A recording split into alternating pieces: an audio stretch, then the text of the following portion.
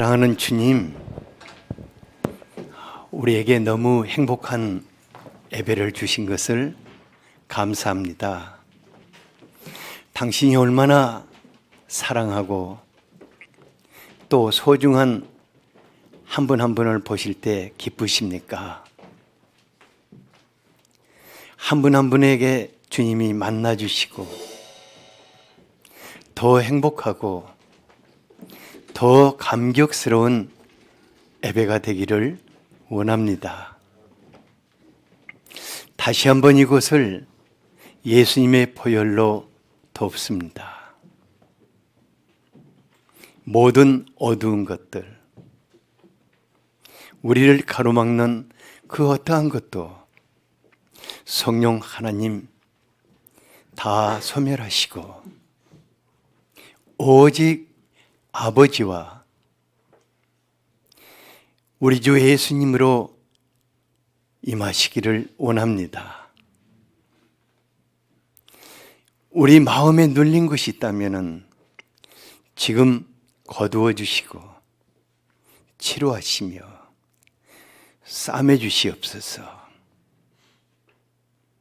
한 분 한 분의 심령에 말씀하셔서 위로가 되시고 또 우리의 삶이 바뀌는 그런 아름다운 예배가 되기를 원합니다. 성령 하나님, 우리에게 당신이 친히 말씀으로 감동하여 주시옵소서. 지금 올려드리는 이 성가도 기뻐하시고 그대로 임하시옵소서. 예수님 이름으로 기도하였습니다. 아멘.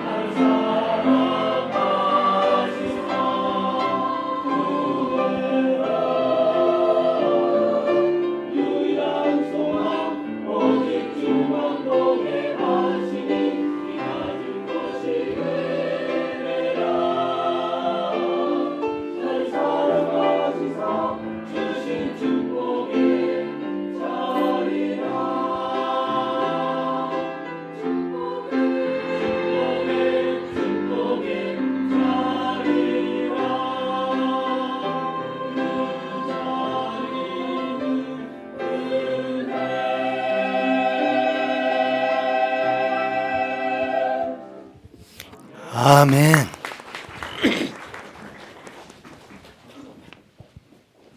오늘의 말씀입니다. 누가복음 15장 1절에서 10절입니다. 다 함께 읽겠습니다. 모든 세리와 죄인들이 말씀을 들으러 가까이 나아오니 바리새인과 서기관들이 수군거려 이르되 이 사람이 죄인을 영접하고 음식을 같이 먹는다 하더라. 예수께서 그들에게 이 비유로 이르시되 너희 중에 어떤 사람이 양 100마리가 있는데 그 중에 하나를 잃으면 99마리를 들에 두고 그 잃은 것을 찾아내기까지 찾아다니지 아니하겠느냐. 또 찾아낸즉 즐거워 어깨에 메고 집에 와서 그 벗과 이웃을 불러 모으고 말하되 나와 함께 즐기자. 나의 잃은 양을 찾아내었노라 하리라. 내가 너희에게 이르노니 이와 같이 죄인 한 사람이 회개하면 하늘에서는 회개할 것 없는 의인 99으로 말미암아 기뻐하는 것보다 더하리라. 어떤 여자가 10드라크마가 있는데 하나를 잃으면 등불을 켜고 집을 쓸며 찾아내기까지 부지런히 찾지 아니하겠느냐. 또 찾아낸즉 벗과 이웃을 불러 모으고 말하되 나와 함께 즐기자. 잃은 드라크마를 찾아내었노라 하리라. 내가 너희에게 이르노니 이와 같이 죄인 한 사람이 회개하면 하나님의 사자들 앞에 기쁨이 되느니라. 아멘. 아멘. 11월 오픈했는데 우리에게 막 단단히 준비하라고 그러는지 갑자기 날씨가 아주 쌀쌀해졌지요. 이제 이런 때는 옆 사람을 보면서 따뜻한 한마디 필요한 것 같아요. 좀 보고 한번 웃어도 주고 당신을 보니까 행복합니다. 네? 살맛도 납니다.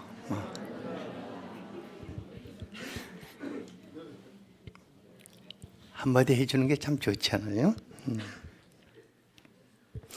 이제 종종 그 목회자들로 인해서 고통하고 아파하는 성도님들의 소식을 들을 때 참 가슴이 아파요. 어떻게 해야 그렇지 않아도 세상에서 너무너무 수고하고 고생하는 성도님들 행복한 신앙생활 하게 할 수 있을까? 나도 행복한 목회를 해야 하지만은 한 분 한 분이 어떻게 하면 행복할 수 있을까?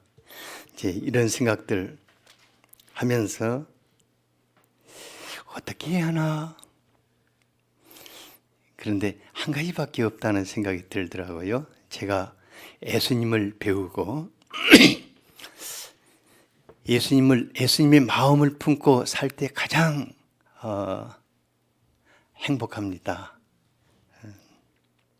그래서 오늘 또 정말 아주 병들어서 못 서게 되어버린 한 사람을 찾기까지 찾으시는 우리 예수님을 배우는 시간이 되기를 원합니다. 그리고 그 예수님이 여러분들 바로 곁에 여러분들 만나 주시기를 원합니다. 예수님의 사역이 이렇게 후반기로 접어들수록 당시 종교 지도자들이었던 제사장들과 또 바리새인들 또 율법학자들은 예수님으로부터 점점 멀어져 갔어요. 또 반면에 세상에서 손가락질 당하고 참 몹쓸 인간들이라고 했던 세리나 창녀 여러 가지 죄인들은 예수님께 점점 가까이 다가와서 삶을 바꾸고 예수님을 쫓는 그런 생활을 하게 되었습니다.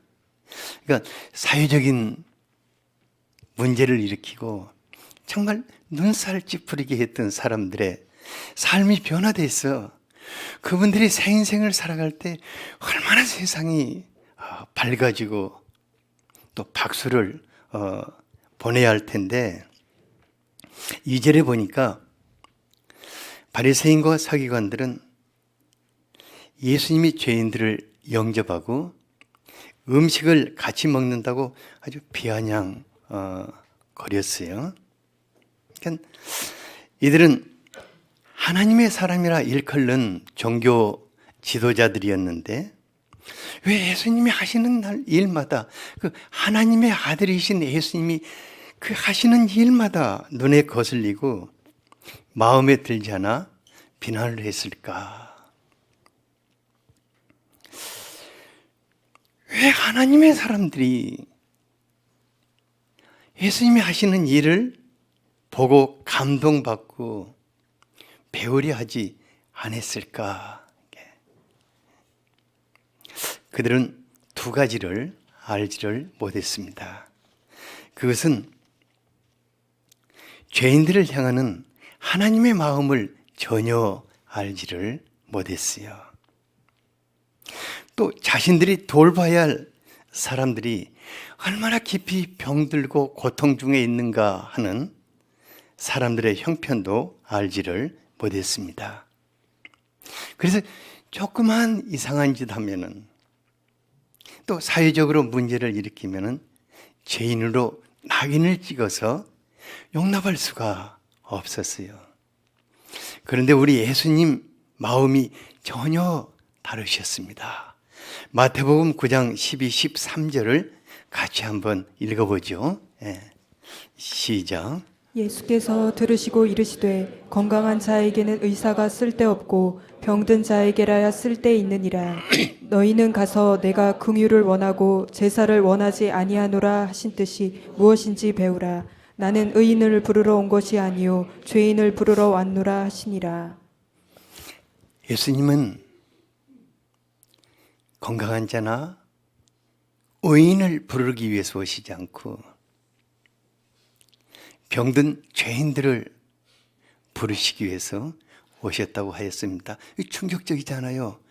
왜냐하면 여기 있는 모든 분들이 다 자기 자신들이 다 어렵다고 생각하잖아요. 그러니까 예수님 아무도 필요 없는 사람들 되기 쉬운데, 근데 그렇지는 않는 것 같아요. 우리 교회 성도님들은 다 예수님이 필요한 분들이라고 생각하죠.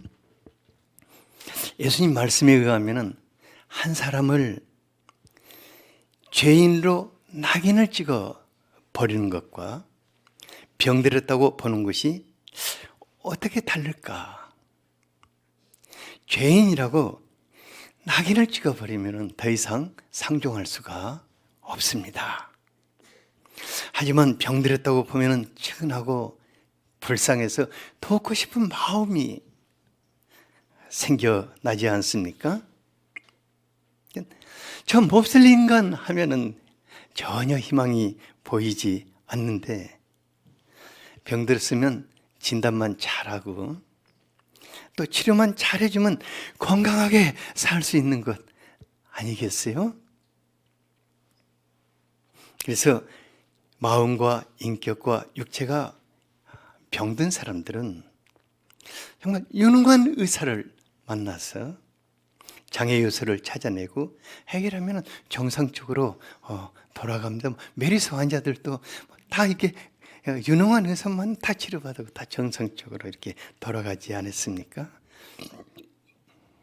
예수님은 바로 자신이 영혼과 마음이 깊이 병들어 몹쓸 인생을 살고 있는 사람들을 치료하여 건강한 삶을 살게 하기 위해서 오셨다고 하였습니다. 근데 이제 좀 생각해 보면요, 세상에 병들지 않은 사람이 없는 것 같아요.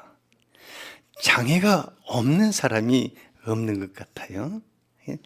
제 자신부터 저렇게 병든 게 많은지 모르겠어요. 그래서 모든 사람에게 치료자 예수님이 필요한 것입니다. 예수님은 병든 모든 사람들을 성령의 권능으로 치료하고 회복시켜 건강한 삶을 살게 하시기 위해서 한 사람 한 사람에게 찾아오신 것입니다. 우리 주변에 이제 육신이 병들어서 참 고통을 많이 받고 있는 분들이 있는가 하면은 마음이 병들어가지고 정신적으로 인격적으로 장애를 일으키고 가정이나 사회에서 또 자기가 속한 공동체에 어울려서 살 수 없는 분들이 많습니다. 근데 이제 마음이 병들면은요, 금방 증상이 나타나요. 자기가 가장 먼저 느끼는 점은 험한 그 나쁜 생각, 어두운 생각, 파괴적인 생각들이 가득 차게 됩니다. 그리고 언어가 거칠어지고 독해지고 또 피해의식에 시달리고 부지런하게 다른 사람들에게 상처와 고통을 주어서 괴롭힘을 당하게 하지요. 이제 병든 사람들, 마음이 병든 사람들이요, 이렇게 육체가 크게 병든 사람들 계속해서 앓지 말아도 계속 앓는 소리를 막 하듯이 마음이 병든 사람들은 쉴 사이 없이 고통을 쏟아놓으니까 그 말 들어주기도 너무 힘들어요. 제가 어떤 분이 너무너무 마음이 깊이 병들어서 온종일 저에게 고통을 쏟아놓아서 이제 하루만 하면 다 되겠지 하고 온종일 들어줬는데 그 다음날도 온종일 고통만 쏟아놓고 그걸 이제 이틀 하면 다 끝나는 거 있는데 사흘째도 온종일 고통을 쏟아놓더니 저에게 마지막 한마디가 뭐냐면, 근데 목사님 왜 저에게 한마디도 안 하세요? 그래요. 그래. 말할 시간을 안 줘요. 그래서 제가 계속 웃고 듣기만 하다가 끝냈죠. 그럼 마지막으로 이제 기도해주고 마쳤는데, 그러니까 병든 사람일수록 다른 사람과 좋은 관계를 맺을 수 있다, 없다? 없어요. 하나님과 좋은 관계를 맺을 수 있다, 없다? 없어요. 그래서 하나님으로부터, 사람으로부터 멀리 하나님으로부터 멀리 떨어져서 어둡고 정말 그 못된 삶을 살지요. 그러니까 그런 사람들 볼 때 저 나쁜 인간하고 정죄하고 외면하기 쉽습니다. 그런데 우리 예수님은 전혀 다르게 보셨어요. 그러기 때문에 내가 필요하고, 그러기 때문에 끌어안아주고 치료만 해주면은 정말 회복해서 정상적인 삶을 살 것으로 보셨습니다. 몸이 병든 사람은요, 치료받을 수 있는 것도 많고 참 약 종류도 많아요. 근데 마음이 병들고 상처투성인 사람은 치료하는 것이 말기 암 환자나 불치병 환자보다 더 어려워요. 그리고 마음이 병든 사람은 치료할 수 있는 방법이나 약이 딱 한 가지, 묘약밖에 없어요. 그것이 뭐겠어요? 사랑의 묘약, 그 하나밖에 없어요. 그래서 예수님은 마음이 병들고 인격 장애가 있는 사람들을 보실 때, 저 사람 왜 저래? 완전히 맛 같네? 저 사람 상종하지 못하겠어? 이런 말씀을 안 하셨어요. 더 끌어안아 주시고, 진짜 병든 세리 마태 같은 사람은 아예 중환자실은 바로 옆에다가 갖다 놓고 예수님이 달고 살았잖아요. 그렇게 끌어안으시고 돌보시고 더 돌보여 하셨습니다. 제가 이제 종종 마음이 깊이 병들어 못 쓰게 된 분들을 돌보고 잘 때 제 자신도 쉽지 않고 또 거부 반응도 마음에 막 생기고 그러는데, 그때 성령님께서 그 사람 뒤편에다가 정말 환하게 웃고 멋지게 서 있는 그 사람의 환상을 이렇게 보여주셔요. 그러니까 앞에는 징그러운 사람이 있고 뒤에는 그 사람이 그 치유돼서 회복된 그런 모습을 이렇게 보여주셔요.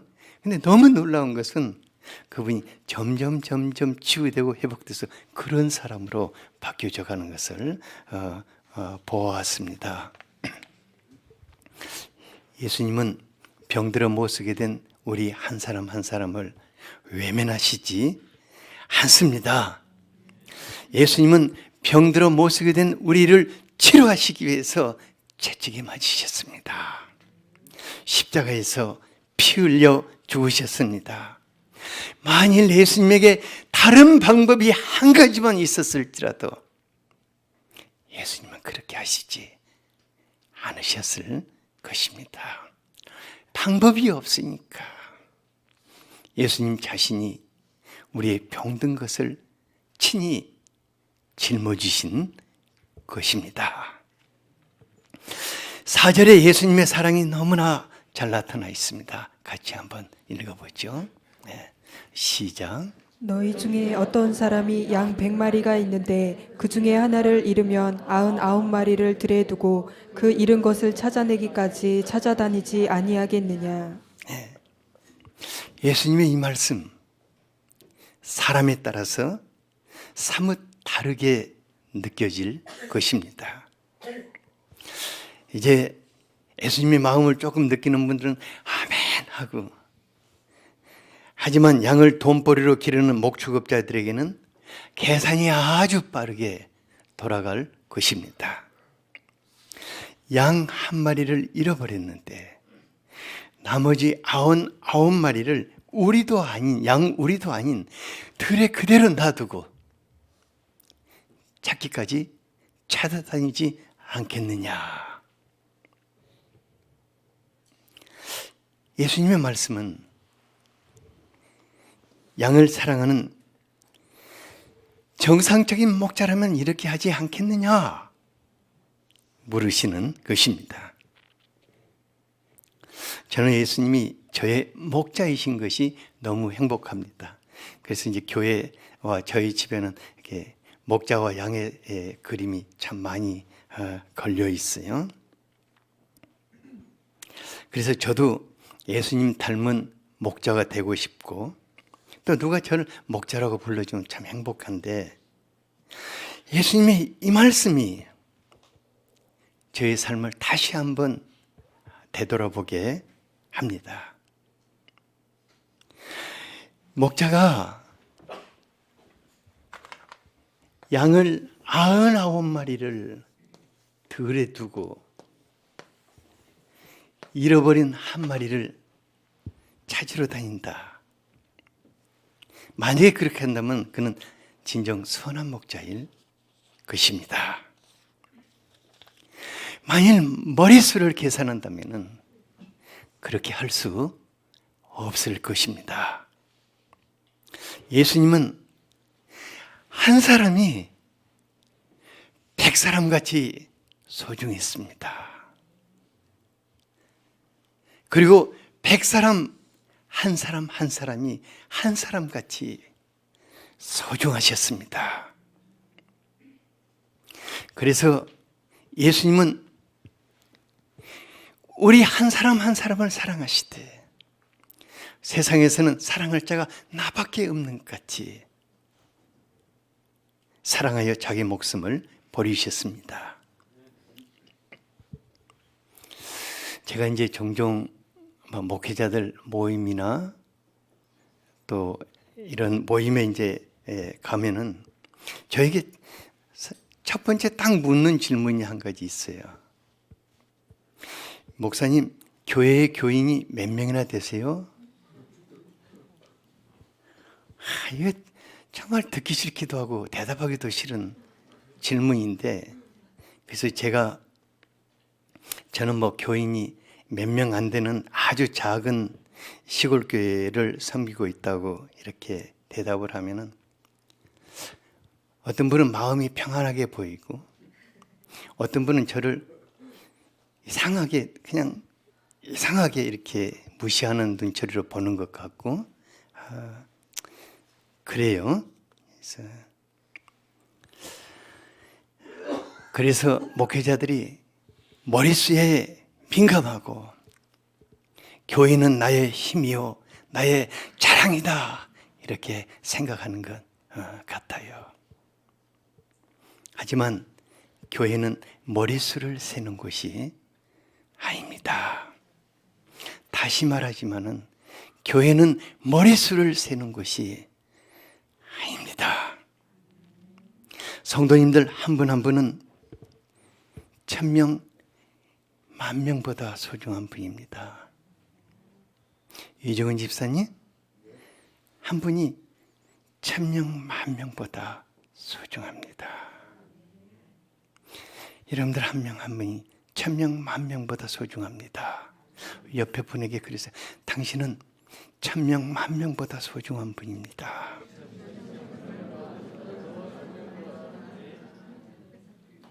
우리 예수님, 나 한 사람을 찾기 위해서 하늘에서 이 땅으로 내려오셨습니다. 목회를 하면서 성도님들의 머릿수만큼은 세지 않아야겠다 다짐하고 다짐하지만은 그게 그렇게 쉬운 것만큼은 아닙니다.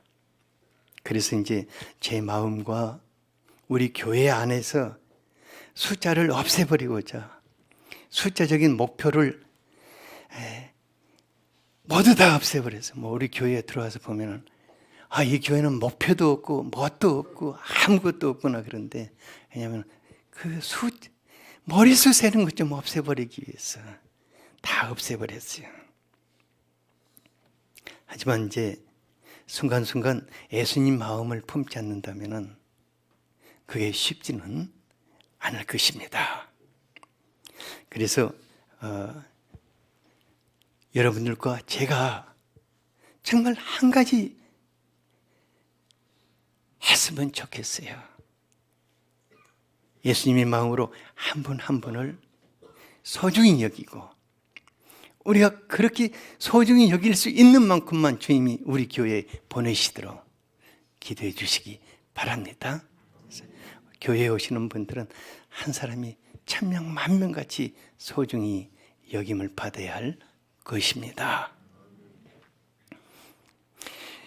우리 한 사람 한 사람이 하나님 앞에 얼마나 소중한 사람이라고 하였습니까? 7절을 같이 한번 읽어보겠습니다.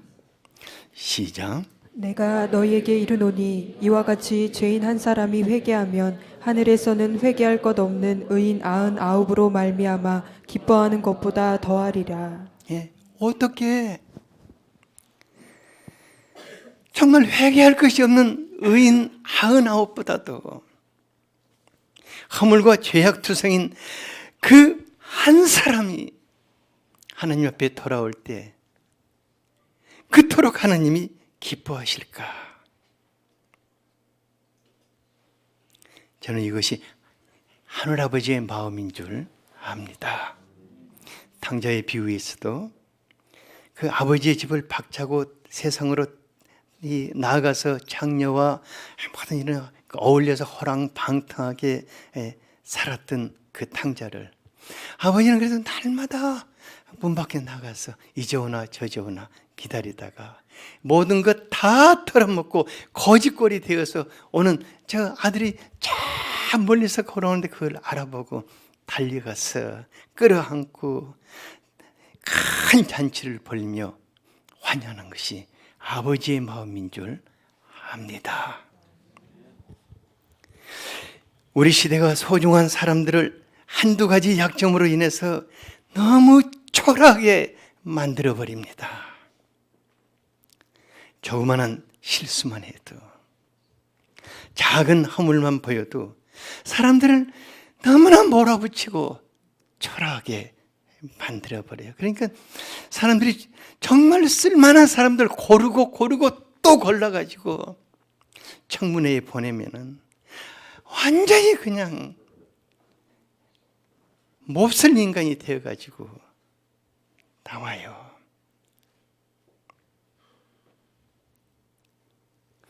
요즘 가장들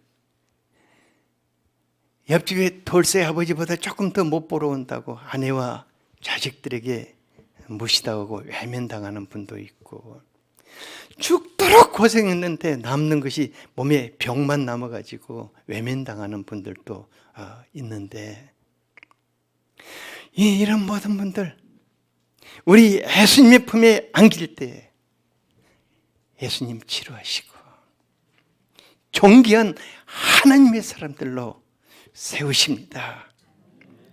시편 16편 3절에 보면은 땅에 있는 성도들은 존귀한 자들이니 나의 모든 즐거움이 그들에게 있다고 하였습니다.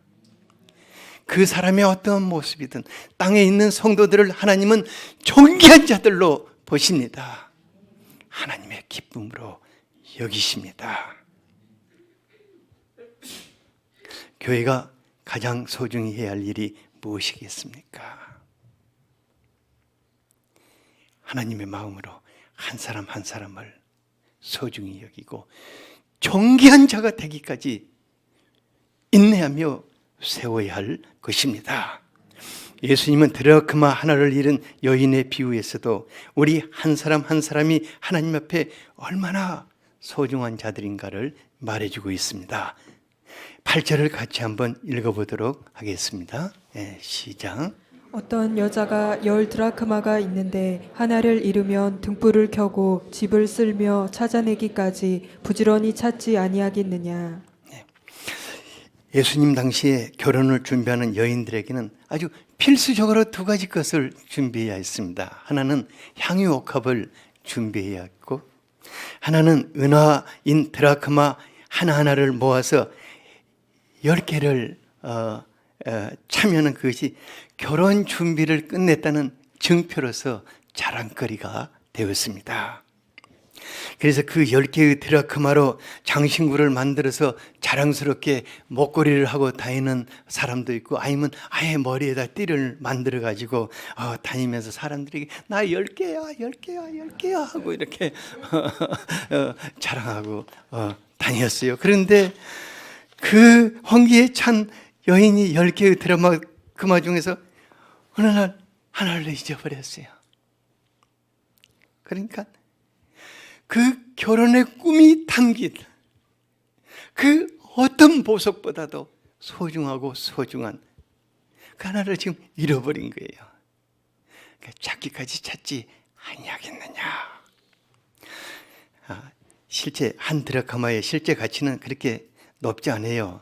왜냐하면 한 사람이 가서 하루 일하면 그냥 벌어올 수 있는 그런 돈이었습니다. 그러나 여인이 너무 소중했기 때문에 잃어버린 것을 다시 찾을 때 너무 기뻐가지고 많은 돈을 들여서 음식을 준비하고 뭐 벗과 이웃을 다 불러서 잔치를 베풀며 기뻐했다고 하였습니다. 우리 주님, 우리 한 사람 한 사람이 그분의 가슴의 보석과 같을 것입니다. 그분의 이마의 금띠와 같을 것입니다. 그래서 우리 하나님은 제사장의 가슴에 이스라엘의 12지파의 이름을 새긴 보석을 차고 그 앞에 서라고 하였습니다. 그의 머리에 금관을 쓰고 서라고 하신 것입니다. 우리 하나님, 하나를 잃어버리면 그래서 그 찾기까지 평안할 수가 없으셨어요.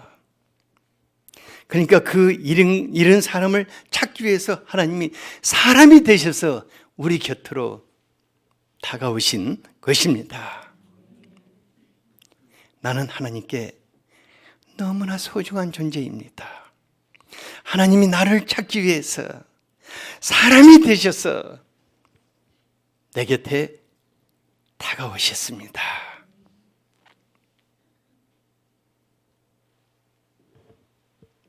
우리가 지난날 그런 사람들이 아니었거든요. 예수님의 그 사랑으로 인해서 지금은 하늘의 사람이요 행복한 예수의 사람들이 되었습니다.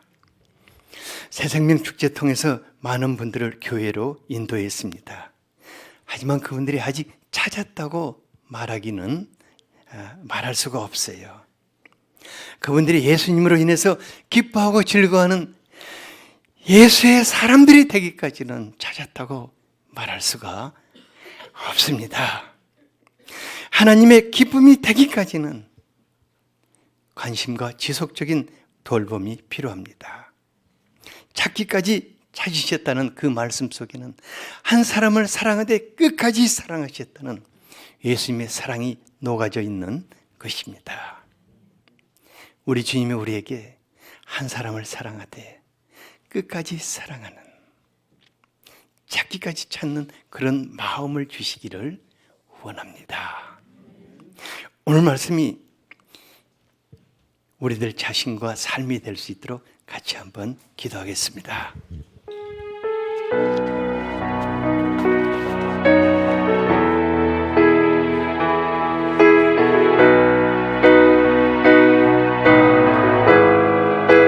사랑하는 주님, 감사합니다. 주님이 선한 목자가 되셔서 길 잃고 방황하며 어떻게 살아야 할지, 무엇을 해야 할지 알지 못하는 저희들을 찾기까지 찾으신 것을 감사합니다. 사람들에게 손가락질 당하고 외면당하던 저희들을 찾아서 사랑받고 존귀한 하나님의 사람들로 빚으신 것을 감사합니다. 주님의 그 사랑이 지금도 나를 붙잡고 계시니 감사합니다. 주님, 우리에게 그 마음을 주시옵소서. 주님의 마음을 주시기를 원합니다. 예수 그리스도 이름으로 기도하였습니다. 아멘.